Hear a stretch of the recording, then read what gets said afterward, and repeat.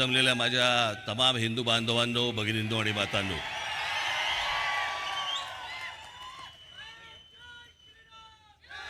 सर्वप्रथम मी आपणा सर्वांना अक्षय तृतीयेच्या शुभेच्छा देतो.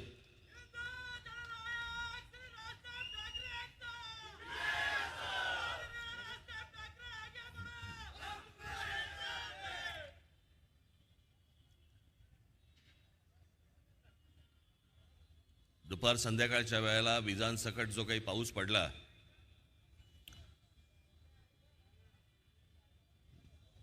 मला वाटलं आजची सभा रद्द होते की काय.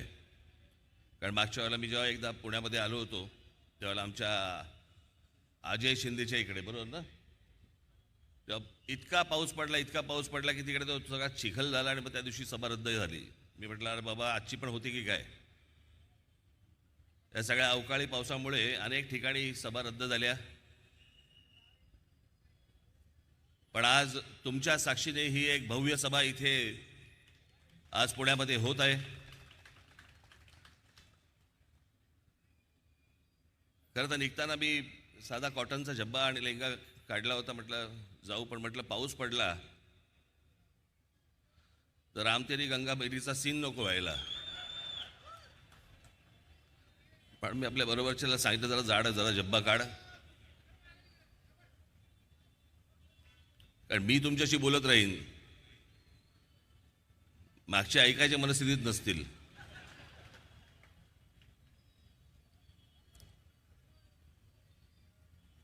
आज ही कितवी लोकसभेची निवडणूक आहे मला कल्पना नाही. कितवी आहे, कितवी लोकसभा आहे? 18वी.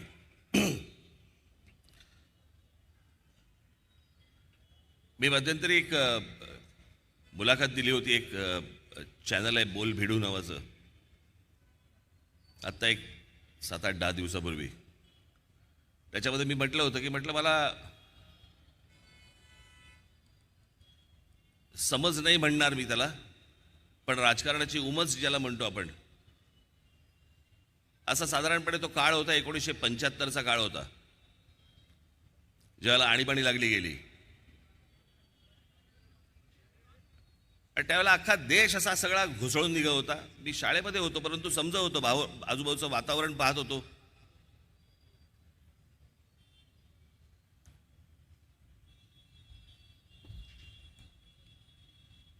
त्याच्यानंतर 77 साली मग निवडणूक झाली त्या आणीबाणीच्या विरोधात. मी पाहत होतो साधारणपणे 52 सालापासून, जेव्हा आपल्या देशामध्ये पहिली निवडणूक ज्यावेळेला झाली 52 साली, त्याच्यानंतरच्या सगळ्या निवडणुका पाहत होतो.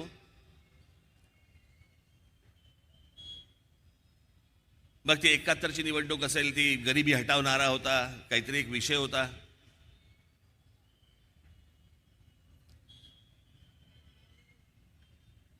मग 77ची निवडणूक झाली, त्यावेळेला एक आणीबाणीच्या विरोधामध्ये लाट होती. मग 80ला इंदिरा गांधींवरती ज्या प्रकारचे काही हल्ले झाले, ज्या प्रकारचे काही अत्याचार झाले, ज्या काही गोष्टी झाल्यात, आणि जनता पक्ष हा आतल्या आत पराभवी ठरायला लागला. त्याच्यात परत इंदिरा गांधी आल्या, म्हणजे ते परत इंदिरा गांधींची लाट होती, तो विषय होता. 84 साली इंदिराजी गेल्या, त्यांची हत्या झाली, तो इश्यू होता. 89 साली बोफोर्स हा इश्यू होता.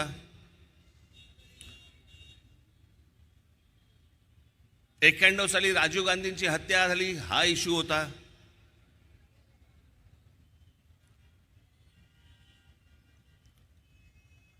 96 साली मला असं वाटतं की बाबरी मशीद हा विषय होता.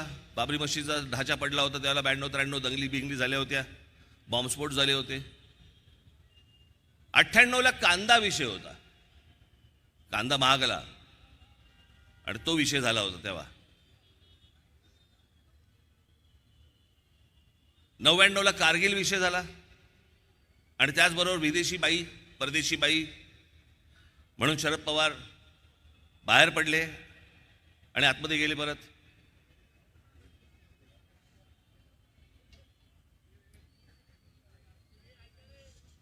मग 2004ला मला असं वाटतं की इंडिया शायनिंग आलं. मग 2009ला मला असं वाटतं काहीतरी अनेक काही काही विषय झाले होते, त्याला तेव्हा पण काहीतरी विषय होते. 2014ला नरेंद्र मोदींची लाट आली.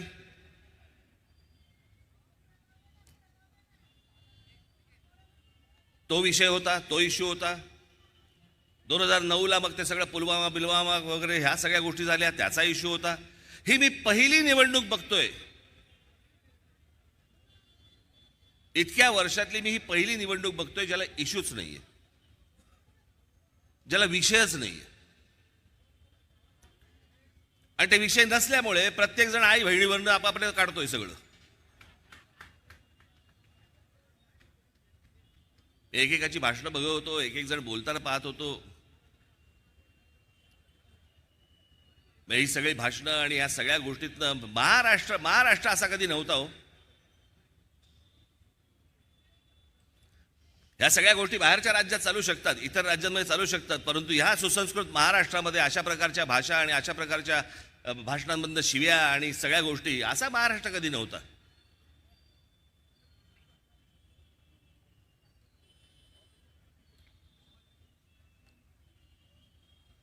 आणि या महाराष्ट्रातल्या अनेक बाकीच्या काही पुढाऱ्यांनी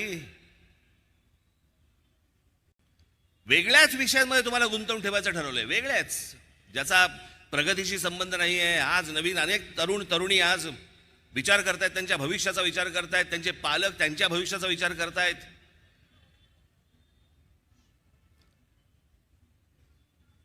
मी आजची सभा तुम्हाला सांगू का मी का घेतोय? मुरलीधरजी आज एका पुण्यासारख्या शहरामध्ये, इतक्या एका मोठ्या शहरामध्ये, इतके विद्वान या शहराने दिले, जगभरातल्या अनेक कंपन्यांना इतके सल्लागार दिले, अशा एका पुणे शहरामध्ये तुम्हाला एका पुन्हा सत्तेत बसणाऱ्या एका पक्षाच्या खासदारकीची उमेदवारी तुम्हाला मिळालेली आहे. म्हणून मी तुमची सभा घेण्यासाठी आलोय. 4 गोष्टी मला काही सांगायच्या आहेत तुम्हाला. आपण विमानतळावर कोणाला तरी सोडायला जातो बघा, किंवा ट्रेनमध्ये सोडायला जातो, आणि मग जाताना काही 4 सल्ले देतो. बाहेरचं पाणी पिऊ नको, बाहेरचं कुठे खाऊ नको. मी काही जणांचं ऐकलंय, विमानातनं जाताना पण खिडकीतनं हात बाहेर काढू नको असं पण सांगतात.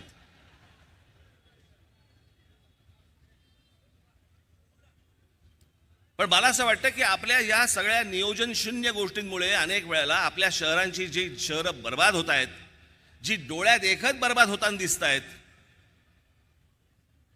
आणि ती जर समजा लोकप्रतिनिधी म्हणून जर उद्या समजा खासदार असतील, आमदार असतील, नगरसेवक असतील, हे जर समजा ती शहरं वाचवणार नसतील, मोठी चांगली करणार नसतील.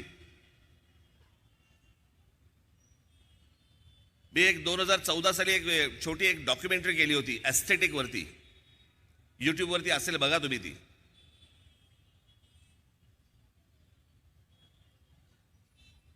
आणि त्या डॉक्युमेंटरीमध्ये मी एवढंच म्हटलं होतं की आज आपल्या देशामध्ये का नोकऱ्या उपलब्ध नाही आहेत? तुमच्या टॅलेंट प्रमाणे नोकऱ्या उपलब्ध आहेत. शिक्षण मिळत नाही का? अरे शिक्षणाची तर राजधानी आहे पुणे. शिक्षण मिळत नाही का योग्य? शिक्षण मिळतंय योग्य. मग तरी पण आपल्याकडची मुलं, आपल्याकडच्या मुली या परदेशी का जात आहेत? शिक्षण तर त्यांना इथेही मिळतंय, नोकऱ्या तर त्यांना इथेही मिळत आहेत, पगार कमी जास्ती प्रमाणामध्ये काही गोष्टी असतील, का जात आहेत मध्ये? ते एकाच गोष्टीसाठी जात आहेत, ते म्हणजे सभोवतालचं वातावरण. त्यांच्या सभोवतालचं वातावरण आहे ते त्यांना आनंदी ठेवत नाहीये. आपल्याकडे राजकीय मुद्दे काढले जातात, पण ते राजकीय मुद्दे खालपर्यंत जातात आणि शाळांमध्ये कॉलेजपर्यंत जातात. ते वातावरण त्यांना आवडत नाहीये. असल्या घाणेरड्या वातावरणामध्ये त्यांना राहू इच्छित नाहीत. म्हणून त्याच्या मनामध्ये पहिला विचार येतो, हा देश सोडून बाहेर निघून जावं. इच्छा नसते, पण सभोवतालचं वातावरण त्याला ढकलतं बाहेर. आज आपले खासदार असतील, आपले आमदार असतील, नगरसेवक असतील, यांची सगळ्यात महत्त्वाची जबाबदारी आहे सभोवतालचं वातावरण चांगलं करणं, आपापसातलं वातावरण चांगलं करणं. मी गेले कित्येक वर्ष या पुण्या शहरामध्ये येऊन, त्यावेळेला आता काही यांच्याकडे कोणाकडे रेकॉर्ड असले तर असले मला माहिती नाही,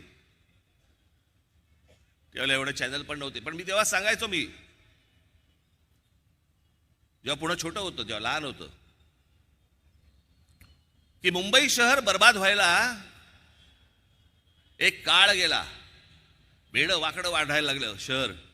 कुठून कुठे चाललंय, काय चाललंय काहीच कळत नाही.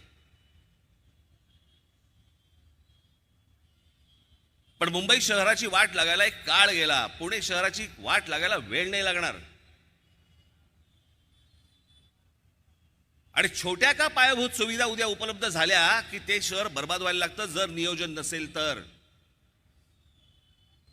एक मुंबई पुणे एक्सप्रेस हायवे हा झाला आणि वेड्यासारखं हे शहर वाटेल तिकडे पसरायला लागलं. त्याला काही नियोजन नाही, काही नाही. कुठेही रस्ता निघतोय. मला वाटलं आज इथे काही BRT करावी, मला वाटलं इथे फ्लायओव्हर करावा, मला वाटलं आज फ्लायओव्हर तोडावा, दुसरा बांधावा.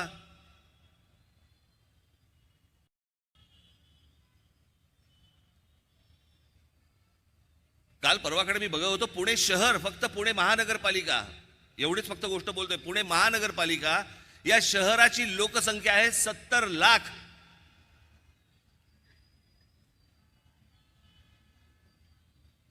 आत्ता मी 5-10 वर्षापूर्वीपर्यंत मी ऐकत होतो साधारणपणे या शहराची लोकसंख्या होती 30 लाख, 32 लाख, 35 लाख. आज बघतोय 70 लाख. आणि या 70 लाख लोकसंख्येच्या शहरामध्ये वाहनं किती आहेत? 72 लाख. कुठून रस्ते मिळणार आहेत तुम्हाला? कुठून रस्ते पुरणार आहेत आपल्याला?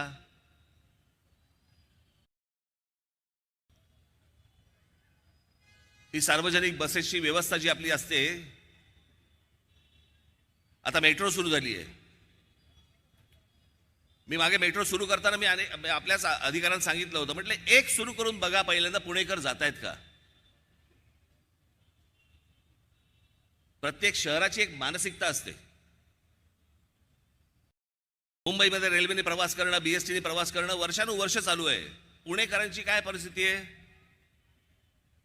टू व्हीलर घेतली, मारली किक, चालला. कोण जिना चढेल आणि कोण ती मेट्रो पकडेल आणि कोण कशाला जाईल, त्यापेक्षा आपल्या इथून पटकन जाऊन येतो. हा प्रत्येकाच्या विचारातनं आज ज्या व्हेकल्स वाढलेले आहेत पुणे शहरामध्ये, उद्या रस्ते मिळणार नाहीत आपल्याला. मी जी काय माहिती काढली त्याप्रमाणे पुणे शहरामध्ये साधारणपणे एका शहराला रस्ते हे त्या शहराच्या लोकसंख्येप्रमाणे 15% रस्ते लागतात. आज पुणे शहरामध्ये साधारणपणे 7.5 ते 8% रस्ते आहेत. उद्या सकाळी घरातनं निघाल आणि तिथेच असाल.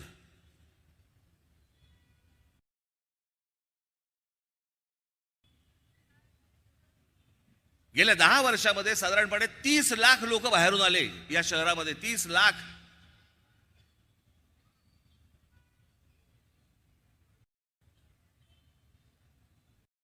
शिक्षणासाठी आले, उद्योगासाठी आले. मी फक्त नुसतं तुमच्यासाठी फक्त वाचून दाखवतो, आपल्याकडे कल्पना नसते की पुणे हे शिक्षणाच्या दृष्टीने कदाचित जगातलं असं एकमेव शहर असेल की जिथे एका शहरात सगळ्यात जास्ती विद्यापीठ आहेत आणि वेगवेगळ्या शैक्षणिक संस्था आहेत. पुण्यात सरकारचं सावित्रीबाई फुले विद्यापीठ आहे. त्या व्यतिरिक्त 12 डीम्ड युनिव्हर्सिटी आहेत, 5 खाजगी विद्यापीठे आहेत, 6 स्वायत्त ऑटोनॉमस विद्यापीठे आहेत, नॅशनल डिफेन्स अकॅडमी आहे, defence institute of advance technology आहे, केंद्र सरकारची 2 महत्त्वाची कॉलेजेस आहेत, त्याशिवाय राज्य सरकारची इंजिनिअरिंग कॉलेज आहेत, 8 मेडिकल कॉलेजेस आहेत. याशिवाय सदन कमांड पुण्यात आहे. देशातील पहिल्या 15 टॉप IT कंपन्यांची ऑफिसेस आहेत.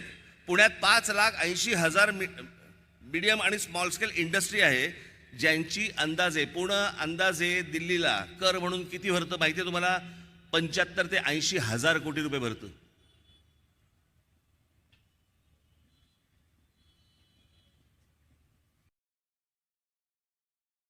शहर मोठं होतंय, शहर वाढतंय. मुंबईमध्ये देखील इतक्या एजन्सीज काम करतात, पण इतक्या वर्षांमध्ये त्या सगळ्या एजन्सीशी मिळून, मग ती महानगरपालिका असेल, ती म्हाडा असेल, अजून कुठची ती तुमच्या ज्या काही संस्था असतील जे प्रत्येक शहर म्हणून बघत असतात, त्यांची सगळ्यांची मिळून एक बैठक नाही झाली, एक मीटिंग नाही झाली इतक्या वर्षात.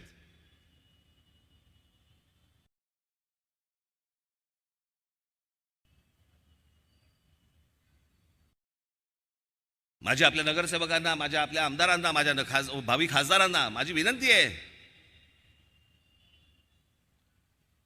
की ज्या काही गोष्टी इथे येत आहेत, आता हा तुमचा नदीचा प्रकल्प महानगरपालिकेला माहीत नाही, केंद्रातनं पैसे आले आहेत, केंद्र सरकारकडनं काही निविदा काढल्या गेल्या, तो त्याचा प्रकल्प सुरू आहे, महानगरपालिकेला माहीत नाही, जनतेला माहीत नाही, लोकांना माहीत नाही काय चाललंय.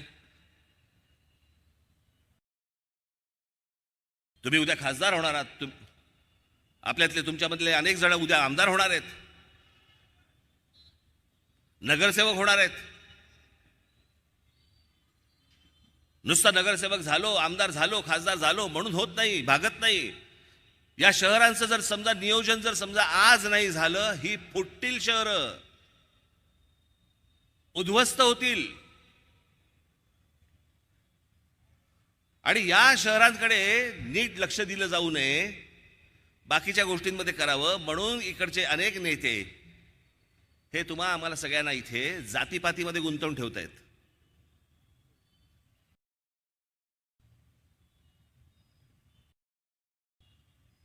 मी अनेकदा हात जोडून विनंती केली आहे, जातीपातीतनं बाहेर या, पहिल्यांदा तुमच्या स्वतःचा विकासाचा विचार करा, तुमच्या आयुष्याचा विचार करा. या जातीपातीतनं तुम्हाला हाताला काही लागणार नाही. एखादा माणूस असतो तो स्वतःची कमजोरी लपवण्यासाठी म्हणून जातीचा आधार घेतो आणि समाजामध्ये पसरवतो.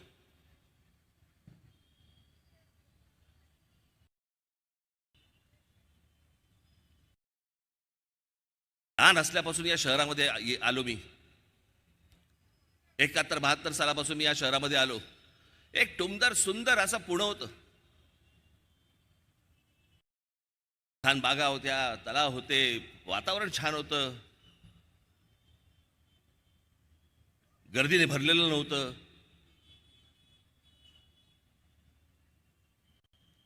आज त्याच पुण्यामध्ये येताना काय अवस्था झाली, कुठून कुठपर्यंत शहर पोहोचलंय, जरा एकदा अंदाज तर घ्या. आणि ही नियोजन शून्य जेव्हा शहरं उभी राहायला लागतात, त्याच्यातनं काही आपल्याला हातात लागणार नाहीयेत आणि अनेकांची इच्छा देखील नाहीये. आणि म्हणून ते तुम्हाला दुसऱ्या गोष्टींमध्ये गुंतवून ठेवण्याचा प्रयत्न करतायत.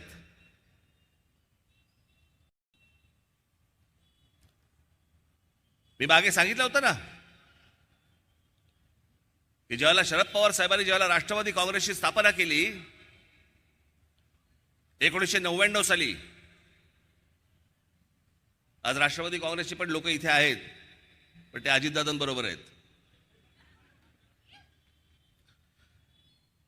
बाकी अनेक मतभेद असतील माझे अजित पवारांबद्दल, पण एक गोष्ट तुम्हाला निश्चित सांगतो, अजित पवार या माणसाने कधी जातीपातीचं राजकारण नाही केलं. मी आजपर्यंत सगळ्या गोष्टी पाहत आलो त्यांच्या, पण एका गोष्टी बाबतीत शरद पवार साहेबांबरोबर राहून पण त्यांनी कधी जातीपातीचं राजकारण केल्याचं आजपर्यंत मला आठवत नाही. आणि हे सगळं जे जातीपातीचं विष हे 1999 सालापासून जे कालवायला सुरुवात झाली आहे, इथे संभाजी पार्कमध्ये राम गणेश गडकरींचा पुतळा उखाडला गेला होता. अरे माहिती आहेत का ते कोण आहेत? राम गणेश गडकरी माहिती आहेत का? अनेकांना वाटलं नितीन गडकरींचे नातेवाईक आहेत म्हणून उखडला.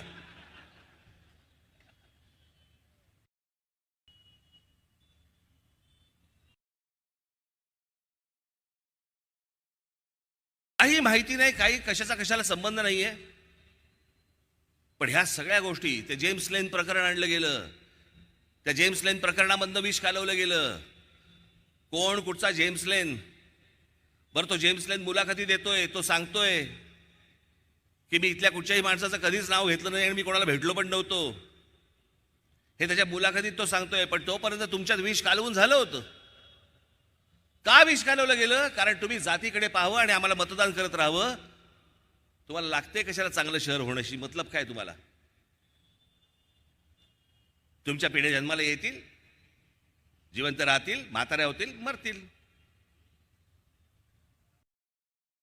कोणाला गरज आहे याची? आम्ही पेटतो कशामध्ये? आम्हाला शहर बर्बाद झालं तरी चालेल, आम्ही थंड असतो, पण आमच्याला जातीवरनं काही बोललं की आम्ही लगेच पेटायला सुरुवात होते. का? काही कारण नाही. या असल्या मानसिकतेचा गैरफायदा घेणारी मंडळी आजपर्यंत आज तुमच्या समोर येत आहेत. आज काय तर म्हणे तिथे काही मुस्लिम मोहल्ल्यांमध्ये आणि काही तुमच्या मशिदींमध्ये फतवे निघतायत.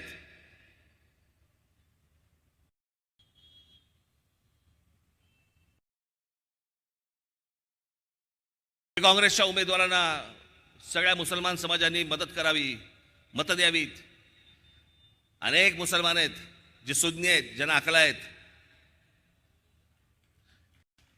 ते यांच्या वाट्याला जाणार नाहीत. त्यांना समजते काय चाललंय राजकारण. ते आत्ता हे निवडणुकीच्या तोंडावरती हे तुम्ही फतवे काढताय.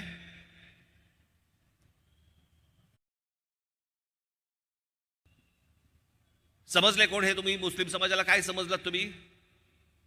तुमची घरची गुरढोर आहेत. नाही समजतंय कोण कशा प्रकारे काय चाललंय आणि कोण आपल्याला वापरून घेतंय ते.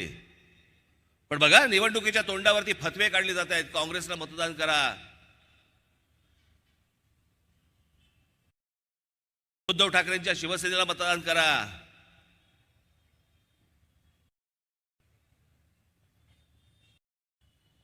जर हे मशिदींमधनं हे मौलवी जर समजा यांना फतवे काढत असतील की यांना मतदान करा म्हणून, मग आज राज ठाकरे तुम्हाला आज फतवा काढतो. माझ्या तमाम हिंदू बांधवांनो, भगिनींनो आणि मातांनो,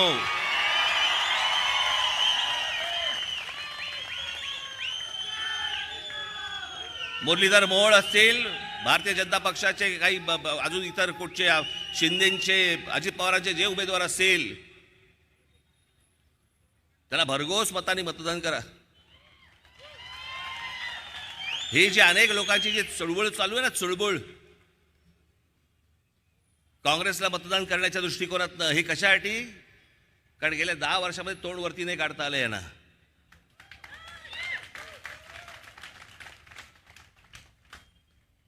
तुम्हाला मी एक गोष्ट सांगतो,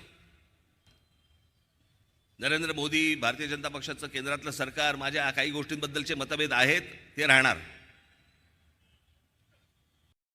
पण ज्या काही चांगल्या गोष्टी आहेत त्याचं अभिनंदन देखील करणार. जे अनेक चांगले मुसलमान आहेत, जे आपापल्या कष्टाने कामं करतायत, नोकऱ्या करतायत, व्यवसाय करतायत, त्यांचा विषय येत नाही. पण काही जे वाह्यात आहेत, ज्यांना इथे सगळा धुमाकूळ घालायचा, धार्मिक धुमाकूळ, ज्यांना गेले 10 वर्षामध्ये डोकं वरती नाही काढता आलंय, ते या सगळ्या काँग्रेसच्या माध्यमातून डोकं वर काढण्याचा प्रयत्न करतायत आणि म्हणून हे सगळे फतवे निघतायत. उद्या जर परत यांच्या हातामध्ये जर काही गोष्टी गेल्या चुकून, पुण्या रस्त्यावरती फिरणं परत हे कठीण करून ठेवतील. मला अजूनही आठवतंय तो सगळा 80-90चा सगळा काळ, काय काय चालू होतं, यांचे उन्माद सुरू होते, उन्माद. या सगळ्या गोष्टींचा शेवट होता हा बाबरी मशिदीचा ढाचा पडणं.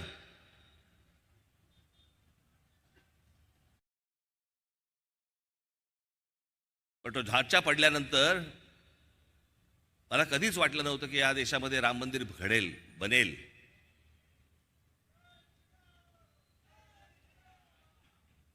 पण तुम्हाला निश्चित सांगतो, मी परत मगाशी म्हटल्याप्रमाणे काही मतभेद असतील, पण राम मंदिर जर कोणामुळे होऊ शकलं असेल तर ते नरेंद्र मोदींमुळेच होऊ शकलं या देशामध्ये.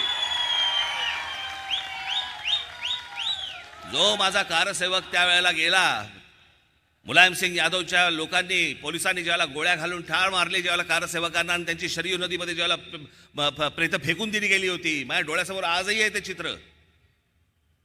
जेव्हा ते राम मंदिर झालं त्यावेळेला त्या कारसेवकांच्या आत्म्याला काय शांती मिळाली असेल की आपलं बलिदान फुकट नाही गेलं. भावनिक विषय हे स्वतःपुरता ठेवायचे असतात.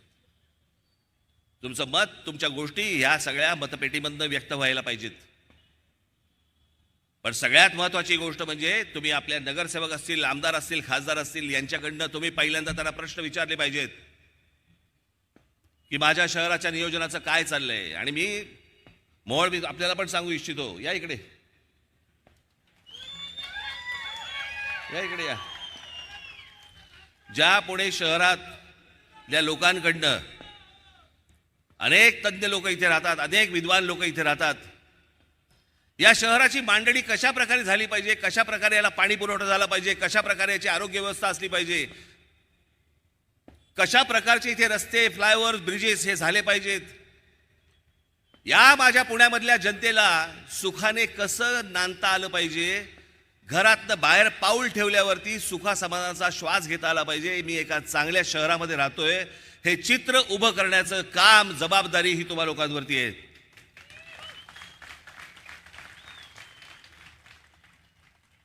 सगळीच नाही, पण खासदार, आमदार, नगरसेवक सगळ्यांनी मिळून ह्या सगळ्या गोष्टी करायच्या असतात. मला असं वाटतं की याची सगळ्यांची मिळून एक बैठक होणं गरजेचं आहे आणि या पुणे शहराला एक चांगला आकार देण्याचा आपण प्रयत्न करू. माझा तर सहभाग तर 100% असेल, त्याच्यामध्ये काही दुमत नाही. परंतु आज ह्या 18व्या लोकसभेच्या निवडणुकीला सगळेजण सामोरे जाताना जसे ते फतवे काढू शकतात, तसं जाता जाता फक्त आपल्याला एवढंच सांगतो की या माझ्या पुण्यातल्या हिंदू बांधवांनो, भगिनींनो, मातांनो, तुमचं देखील मोहोळ उठू देत आणि आमच्या मोहोळांना तुम्ही प्रचंड मताने विजयी करावं असं एक आवाहन करतो आणि आपणा सर्वांची मी रजा घेतो. धन्यवाद. जय हिंद, जय महाराष्ट्र. ताज्या बातम्यांसाठी बेल आयकॉन दाबून चॅनलला सबस्क्राईब करा. धन्यवाद.